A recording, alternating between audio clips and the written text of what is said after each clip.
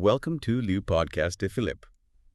Today we're doing a deep dive into voice cloning, specifically with this open source AI called Zos. Zos. Yeah. It's very cool. So the next few minutes, we're going to kind of go over the tech behind it, how it works, some of the potentials for good uses, some of the concerns, that kind of stuff. Yeah, and I think this is really interesting because this technology, Zos, it's available right now in beta.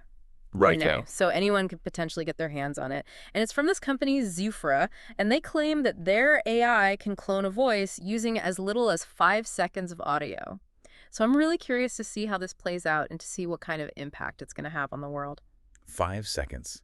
That's crazy. I mean, that's like nothing. It is crazy. And it's open source, so anyone can just get a hold of this. I mean, that's kind of a big deal. Huge. Absolutely. So how does it actually work? What makes this different from, previous voice cloning technologies?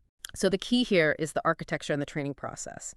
Zos uses two different neural network architectures. One is based on transformers, and the second is a hybrid combining transformers and something called Mamba architecture. And both of those are trained on a massive data set of 200,000 hours of audio. It's just a crazy amount of data. Wow.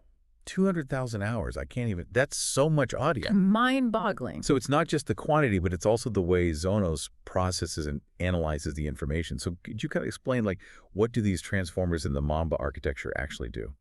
Yeah, so transformers are a type of neural network, and they're particularly adept at understanding and modeling sequential data, like language.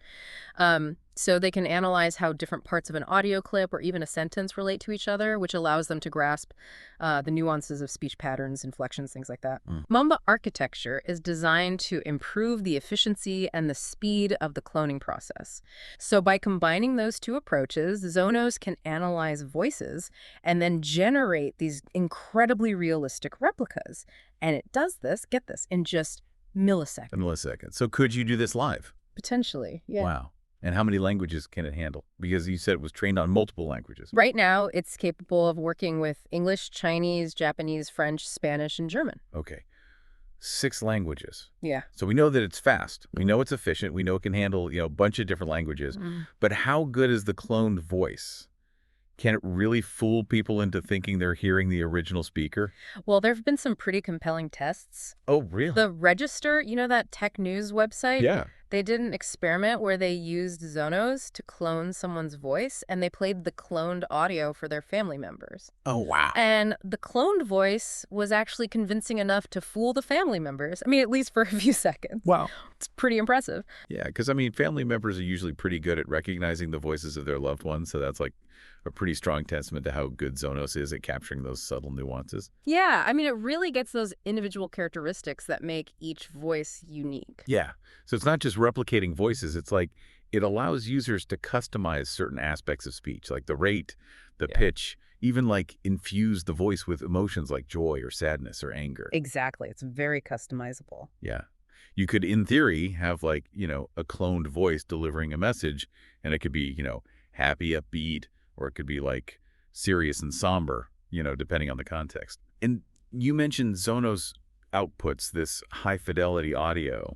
What does that actually mean in terms of quality? Yeah, so we're talking 44 kilohertz audio output, which basically ensures crystal clear sound quality.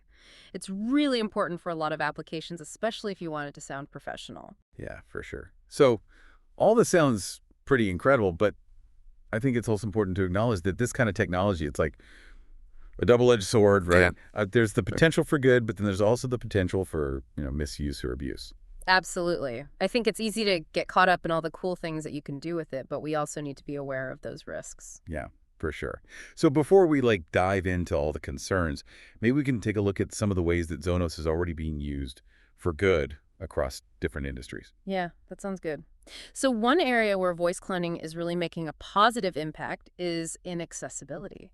Yeah, it's incredible to think that someone who's lost their voice could use this technology to communicate, using their own voice. Right.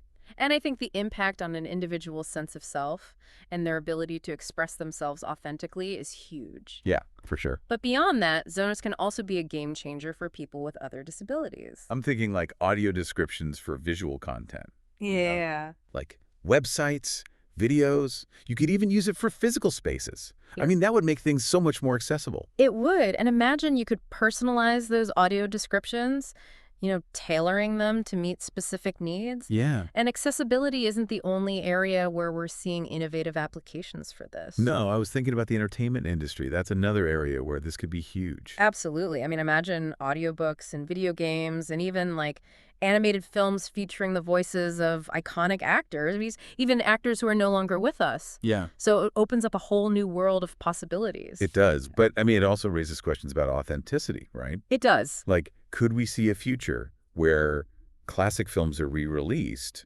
but they have altered dialogue? Yeah, or like entirely new storylines. Yeah. I mean, it's a fascinating thought, It is. but also kind of unsettling, Tough year. Like, where do you draw the line between, like, creative expression and historical preservation? Right. It's a tough one. Yeah. Okay, so let's shift gears a bit. I want to talk about education. What about the impact on education? Well, personalized learning is becoming increasingly important, and I think voice cloning could play a big role in making those experiences more engaging and more tailored. How so? Well, imagine like a history textbook, but it's narrated by the voices of actual historical figures. Oh, wow. Or what about interactive science simulations guided by the voice of, your favorite scientist? That would be so cool. Right. Yeah. It's amazing to think about how immersive learning could become. And of course, we can't forget about the business world. This could really revolutionize customer service, couldn't it? Absolutely. Think about it. You call customer service and you're greeted by a virtual assistant, but it understands your problem and it responds in a voice that's familiar and comforting. Yeah. I mean, that could really improve customer satisfaction. It could create a much more personalized experience. And speaking of personalized experiences, I know some companies are already looking into using voice cloning for targeted advertising. Yeah, like imagine hearing ads with your own cloned voice. That would definitely get my attention. Yeah. But, I mean, it also raises questions about, like, manipulation and intrusion, right? Yeah, for sure. Like, how far is too far? Right. But, I mean, focusing on the positive, again, we could use Zonos to create highly personalized reminders and notifications, Yeah. which could really boost productivity and organization. Right. So we've talked about a lot of the positive potential applications, but I think it's time to talk about the elephant in the room. Yeah, the potential dangers. The potential dangers of voice cloning. You're right. And with Zonos being open source, those risks are even bigger. Yeah. We need to talk about deepfakes. I mean, the ability to create these incredibly realistic fake audio recordings, it could have some pretty serious consequences, right? Like spreading misinformation and even damaging reputations. Exactly. And what about identity theft? Huge concern. I mean, imagine a criminal uses voice cloning to impersonate someone to get access to their financial accounts or their personal information. I mean, that's scary. It is a very scary thought. Yeah. And like we said earlier, the fact that it's open source, it makes it so difficult to regulate and control, right? Right. It's almost like we've opened Pandora's box. Yeah. I mean, we have this powerful technology, but we're still trying to figure out how to manage it. So it's almost like we're entering this new era of communication where it's becoming really hard to tell the difference between human and artificial voices. Yeah, and that raises questions about trust and authenticity. Yeah, like how do we know what's real anymore? Exactly. It's a very complex issue. And there are no easy answers. No.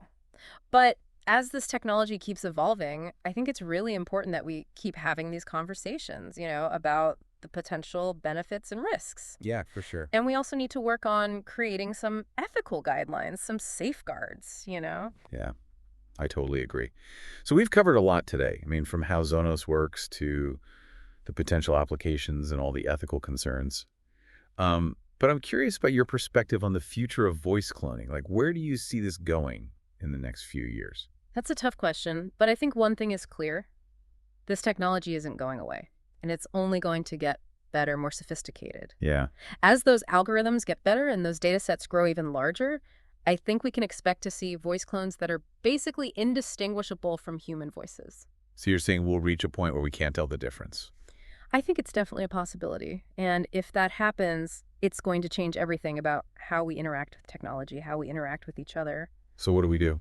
Well, though, we need to find new ways to verify authenticity, to make sure that we can still trust what we hear and see. Yeah. I mean, it's exciting and kind of terrifying all at the same time. It is, but as we move forward, I think it's so important that we put ethics first. Yeah.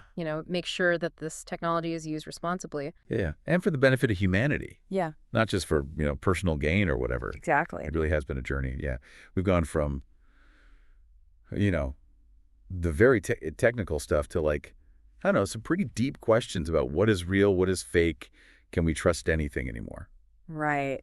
It's fascinating, and I think we're really at this turning point where, this technology is here, it's not going away, and it's changing so fast. The decisions that we make now about, how we develop it, how we use it, it's going to have a huge impact going forward. Yeah, we need to be ahead of the game, not constantly Yeah. playing catch up. Exactly. And I think education and awareness is so important. The more we know about voice cloning, the good, the bad, the ugly, the better prepared we'll be to actually deal with all this stuff. And open discussions about the ethical side of things, that's huge too. Oh, sure. We need to figure out, okay, what are the guidelines? What are the safeguards that we can put in place so that people aren't misusing it? Right. Right. So as we wrap up, like what's the one thing, the key takeaway that you really want listeners to remember from this conversation? I think it comes down to this. This technology is powerful, like incredibly powerful. And it's our responsibility to use it wisely. Okay, I like that. Use it wisely. Yeah. Let's use it to empower people, to connect people, to create new things, to make the world a better place, not to do A harm. better place. Yeah. I like that. Well, that is a great note to end on. So thank you so much for, sharing your expertise with us. It's been a really fascinating conversation. My pleasure. I really enjoy it. And to everyone listening out there, thanks for tuning into Le Podcast de Philippe. Don't forget to subscribe to our YouTube channel. Help us hit 1,000 subscribers. That would be amazing. Until next time, stay curious and keep exploring.